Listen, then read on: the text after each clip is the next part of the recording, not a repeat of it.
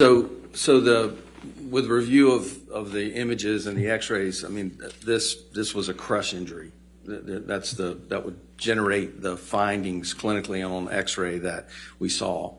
The fracture is a we call it comminuted, and the tip of the finger is in multiple splinters, so there are multiple fragments, and typically you see that with a crush type injury. So a comminuted fracture is one where there's multiple fragments of bone? That's correct. And what was the basis, other than what you've read and heard, but from the pictures, what was the basis of your opinion that the hand was resting palmar side down? Well, that was the way the injury was described and demonstrated in the videos, and so in that position, were the bottle to strike the finger the way it was described, it would have struck on the nail, and the nail was really not injured, and so that's not consistent with that pattern of injury. Tell us, in relation to your expert opinion on the cause of Mr. Depp's injury, tell us what you see in this picture, please.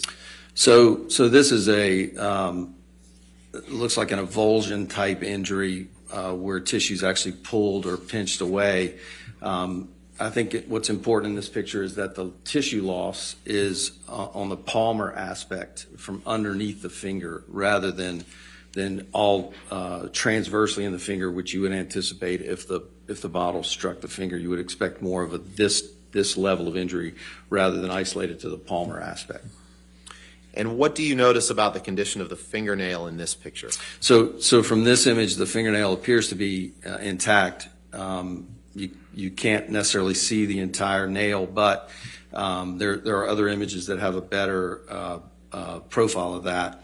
And the nail's not elevated. There's no subungual hematoma beneath it, or there's no bruise underneath it. Anyone that's ever stuck their finger in a drawer or caught it in a car door or hit it with a hammer knows that almost immediately there's typically bleeding underneath the nail, which creates this hematoma.